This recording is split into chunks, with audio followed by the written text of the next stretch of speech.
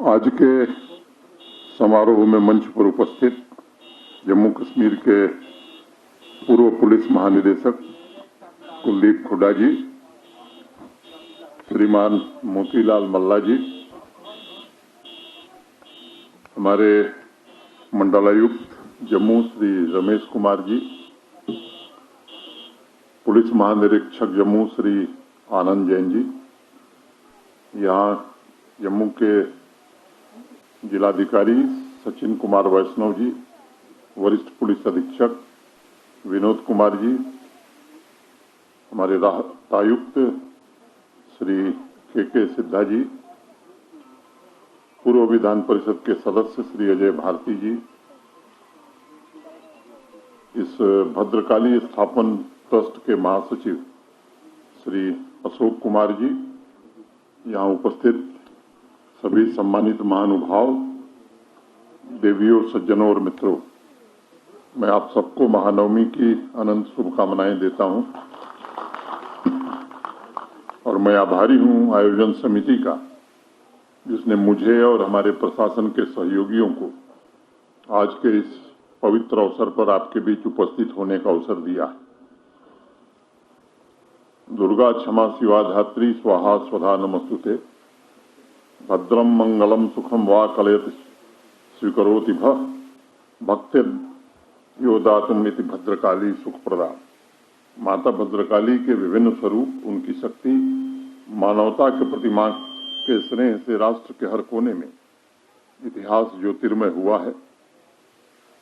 हमारे यहाँ कहा गया है कि उनके आशीर्वाद के बिना, उनकी शक्ति के बिना सृष्टि में कुछ भी संभव नहीं है। शक्ति को हमारे यहाँ कुंडलनी भी कहा जाता है, जो शरीर के मूलाधार में होती है। आप सब जानते हैं कि कुंडलनी के 3 स्तर होते हैं: बोध कुंडलनी, नाद कुंडलनी तथा प्राण कुंडलनी। शक्ति के ही विभिन्न अभिव्यक्ति के ये तीनों स्तर हैं। कश्मीर के आध्यात्मिक दर्शन ने केवल भारत को नहीं बल्कि पूरे विश्व को संदेश दिया कि शक्ति एक ही है जो भगवान शंकर की अभिव्यक्तियों के अनुसार अनेक रूपों में प्रकाशित हुई है। बिना शक्ति के शिव अभिव्यक्त नहीं हो सकते। शक्ति की उन्मुखता ही शिव की सृष्टि करने की प्रवृत्ति रही है और हमारी संस्कृति कहती है कि जो परम शक्ति है वही परम शिव है। शक्ति में शिव और शिव में शक्ति है, ऐसा हमारे यहाँ मान्यता है। आप में से अनेक लोगों को ध्यान होगा, मुझे तो स्मरण है कि चंद्रयान की तैयारी जब चल रही थी तब अपने ज्ञान और चेतना द्वारा इस मिशन को सफल बनाने वाले हमारे वैज्ञानिक मां भद्रकाली की शरण में उसके पहले गए थे। मां की भक्ति और समर्पण में अनोखी शक्ति होती है। अनेक लोग हैं जो तार्किकता से सोचते हैं, लेकिन ये सच है कि हमारे अस्तित्व को चलायमान रखने के लिए सिर्फ तर्क नहीं, समर्पण की ज्यादा आवश्यकता होती है। एक व्यक्ति का आंतरिक संस्कार ऐसा प्रकाश है जो बिन बाती तेल है, और हमारी संस्कृति में कहा गया है कि दिया बले अगम का, बिन बाती बिन तेल। मां के दरबार में भक्ति ऐसा ही स्वप्रकाश है जिसे कोई बुझा नहीं सकता, और इसीलिए मैं अक्सर कहता हूं कि प्रश्नों और तर्कों में नहीं बल्कि भक्ति और समर्पण में समाधान मौजूद है। और यही हिंदुस्तान की पुरानी परंपरा है। अपनी संस्कृति और अपनी परंपरा से गहरे जुड़कर ही चेतना के शिखर को कोई भी मनुष्य प्राप्त कर सकता है। मेरा सौभाग्य है कि आज मुझे महानवमी के इस पावन अवसर पर मां के पूजन में और दर्शन में आने का सौभाग्य प्राप्त हुआ। आप सभी के सत्संग का अवसर भी मिला। मुझे लगता है कि हमारे देश के दर्शन, आध्यात्म और संस्कृति में जो भावनात्मक गहराई मौजूद है, उसमें कश्मीरी पंडित समुदाय का बहुत ही महत्वपूर्ण योगदान रहा है। करुणा तथा शांति के आदर्शों को सर्वोपरि रखते हुए कश्मीरी पंडित समुदाय ने भारतीय चिंतन में सनातन परंपरा की अप्रतिम सेवा की है और समाज के हर एक वर्ग के सुखमय जीवन की सदैव कामना की है। मैं जब काशी हिंदू विश्वविद्यालय में इंजीनियरिंग का विद्यार्थी था, तब आए दिन शिव की नगरी काशी में इस बात की चर्चा होती थी कि शिव के महात्म्य को जानना है तो कश्मीर के शैव दर्शन का अध्ययन नितांत आवश्यक है। शिवेच्छा ही जगत रूप धारण करती है और विश्व में शांति स्थापित करती है। हमारी संस्कृति में जो प्रार्थना की गई है, शांतिरंतरिक्ष शांति पृथ्वी शांतिरापः शांतिरोषधयः वनस्पतयः शांति विश्वर देवा शांति ब्रह्म शांति सर्वा शांतिरेव शांति सामा शांतिरेधि। आकाश, अंतरिक्ष, पृथ्वी, औषधि, वनस्पति, समुद्र अर्थात संपूर्ण जल, थल और नभ में शांति हो, इन्हीं मूल्यों के आधार पर कश्मीरी पंडित समाज ने सदैव समाज का मार्गदर्शन किया और भारत के निर्माण में, राष्ट्र के निर्माण में अपना बहुमूल्य योगदान दिया। मुझे उम्मीद है कि वह आध्यात्मिक जीवन मूल्य वर्तमान और भविष्य की पीढ़ियों के लिए हमेशा आदर्श और प्रेरणा का काम करेंगे। पिछले 3 वर्षों से मां के आशीर्वाद से जम्मू कश्मीर प्रशासन ने एक ऐसी व्यवस्था विकसित करने का प्रयास किया है जिसमें प्रत्येक नागरिक को गरिमापूर्ण, रचनात्मक और समृद्ध जीवन जीने का अवसर प्राप्त हो। मैं समझता हूं कि समाज की तरक्की वास्तविक रूप में तभी तीव्र हो सकती है जब हम हर समुदाय को साथ लेकर के चलें। अतीत में इस यूनियन टेरिटरी में कुछ दुर्भाग्यपूर्ण घटनाएं हुई, भेदभाव भी हुआ। हम लोग कोशिश कर रहे हैं कि इसे समाप्त किया जाए और हर सामाजिक वर्ग को सक्षम बनाने का प्रयास पूरी श्रद्धा से करने की कोशिश हो रही है।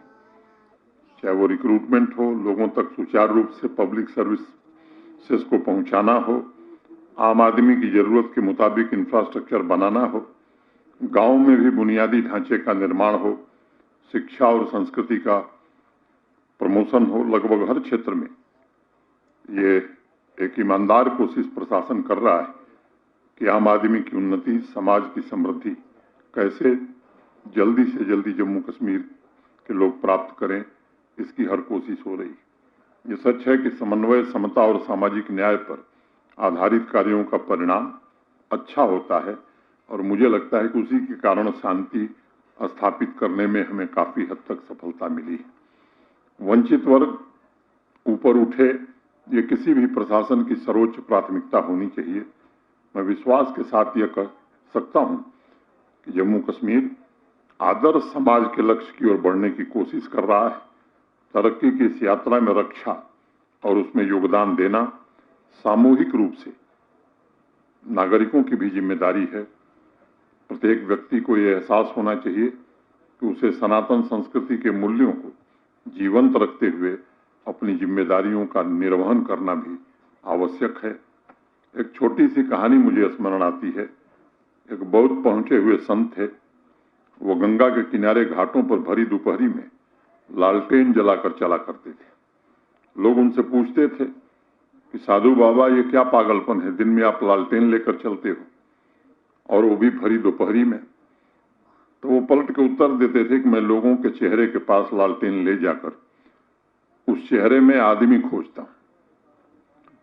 आदमी के भावों में जीवन मूल्यों और जिम्मेदारियों का एहसास ढूंढता हूं। अपनी चिर समाधि के कुछ दिन पहले तक वो लालटेन लेकर पेड़ के नीचे बैठे रहे। एक दिन किसी ने उनसे पूछा कि बाबा, जिन आदमियों को आप ढूंढ रहे थे वो मिले कि नहीं मिले? तो बाबा ने आंख खोली और कहा, यह लालटेन अभी तक बची हुई है, इसे किसी ने नहीं चुराया। इसका मतलब है कि लोगों में मूल्यों की रक्षा और जिम्मेदारियों का एहसास है, इसलिए लालटेन चोरी नहीं। ये कहानी व्यंग भी है और एक प्रतीक भी है। हमें अपनी जिम्मेदारियों के प्रति अधिक जागरूक होना पड़ेगा और 6000 वर्ष पूर्व ऋग्वेद में जिस समान उद्देश्य, समान कर्तव्य, समान भाव की चर्चा की गई थी, उसे साकार करने का पूरी शिद्दत से प्रयास करना होगा। मुझे आप लोगों की शक्ति, आपकी क्षमता पर पूरा भरोसा और विश्वास है। पूरी दृढ़ता से विकसित भारत और आत्मनिर्भर जम्मू कश्मीर के निर्माण में आपका सहयोग मिलेगा, इसमें मुझे कोई संदेह नहीं। एक घटना मुझे याद आ रही है। किसी प्रसिद्ध संगीतकार से एक पत्रकार ने पूछा कि आपकी प्रतिभा का राज क्या है, उसकी प्रेरणा क्या है। उस संगीतकार ने जवाब दिया, परिश्रम। उसने कहा कि जब मैं हर रोज 8 घंटे रियाज करके पसीना बहाता हूं, तभी संगीत की कुशलता के स्वर आप लोगों तक पहुंचा पाता हूं। इसलिए पसीना ही मेरी प्रेरणा है। यही श्रम ही विकास का आधार है और भारतवर्ष को पुरुषार्थ और अपने विविध स्वरूपों के लिए सदैव से जाना जाता रहा है। विविधता में एकता, ये हमारी विरासत है। भारत एकमात्र ऐसा तीर्थस्थल है जिसने हमेशा हर परंपरा का सम्मान किया है और समाज के ताने बाने को संरक्षित रखा है। कश्मीर से कन्याकुमारी तक इस भावना पारस्परिक सामंजस्य के चिंतन की इस अनमोल धारा ने राष्ट्रीय लक्ष्यों को प्राप्त करने की ताकत प्रदान की है। मेरा विश्वास है मां भद्रकाली की कृपा, उनका आशीर्वाद निरंतर हम सभी को सामाजिक एवं मानवीय हित के लिए प्रेरित करता रहेगा। हमारी प्राचीन संस्कृति में कहा जाता है कि नवरात्रि के दिनों में व्यक्ति के भीतर कुछ ऐसा रूपांतरित होता है, वह रूपांतरण समाज की तरक्की में परिवर्तित हो, ऐसी मेरी मां भद्रकाली से प्रार्थना है। आप देख रहे हैं कि पूरे भारत में एक सांस्कृतिक पुनरुद्धार की नई धारा भारत के आदरणीय प्रधानमंत्री जी के नेतृत्व में बही है, जिसका असर स्वाभाविक रूप से जम्मू कश्मीर पर भी पड़ा है। मेरे पास बातचीत में भी ट्रस्ट के लोगों ने मुझे अभी बताया है, इस ज्ञापन में भी ढेर सारी बातें कही गई हैं। एक तो 2-3 बातें मैं कहना चाहता हूं कि ऐसी परिस्थिति कश्मीर में बने कि आप अस्थायी रूप से बच सकें। पिछले दिनों चर्चा में मैंने कुछ साथियों से कहा था कि एक तो जो सरकारी कर्मचारी हैं, उन्हें प्रशासन जमीन सस्ते दर पर श्रीनगर में उपलब्ध कराएगा, वो घर बनावें, इसकी व्यवस्था हम करेंगे। दूसरा, जहां तक प्रशासन के साथ समन्वय का, मेरे दफ्तर में भी पहले अच्छे लाबरू थे, अभी मिंगा शेरपा हैं। दोनों डिविजनल कमिश्नर हमारे, चाहे वो कश्मीर के हों चाहे जम्मू के हैं, या वहाँ एडीजीपी, यहाँ आईजी, ये जो भी वरिष्ठ प्रशासनिक अधिकारी हैं, ये स्वाभाविक रूप से आप में से किसी को भी कभी भी कोई जरूरत हो तो निसंकोच आप इनसे मिल सकते हैं। और मैं यकीनी तौर पर आपसे ये कहना चाहता हूं कि कोई वाजिब काम में कोई विलंब नहीं होगा। हमारे रिलीफ कमिश्नर हैं सिद्धा साहब, बहुत मेहनत से इन्होंने बहुत सारी स्कीमें यहाँ लागू की हैं। पीछे आपके कैंप में भी सिद्धा साहब ने 7-8 योजनाओं को क्रियान्वित करने में बड़ी मेहनत की थी। मैं सिद्धा साहब को भी बधाई देता हूं और सिद्धा साहब से एक बात कहना चाहता हूं कि अब काफी आवास बन के तैयार है, उनका रेगुलर अलॉटमेंट अब कर देना चाहिए, क्योंकि बहुत सारे लोग अभी भी परेशानी झेल रहे हैं। और वहां जो कमी रह गई उसकी भी एक रिपोर्ट दीजिए। जैसे मैं पीछे बारामूला गया था तो उस दिन जल जीवन मिशन के अंतर्गत आपका आवास जहां बन रहा है वहां पीने के पानी के इंतजाम का शुभारंभ किया गया। तो अगर ऐसी कोई दिक्कत है, सड़क, बिजली, पानी, तो वो प्रशासन प्राथमिकता के आधार पर उसे हल कराएगा। आपकी सुरक्षा की दृष्टि से जहां जहां आवास बने हैं, भारत सरकार, अब सरकारी प्रक्रिया में थोड़ा वक्त लगता है, भारत सरकार के गृह मंत्रालय ने उसमें धन उपलब्ध कराने का भरोसा दिया। यहाँ से एस्टिमेट गया था, कुछ क्वेरीज आई, फिर से वो भेजा जा रहा है। मैं उम्मीद करता हूँ जल्दी आ जाएगा, तो बाउंड्री और सुरक्षा के इंतजाम भी कर दिए जाएंगे। हालात पहले से काफी बेहतर हैं।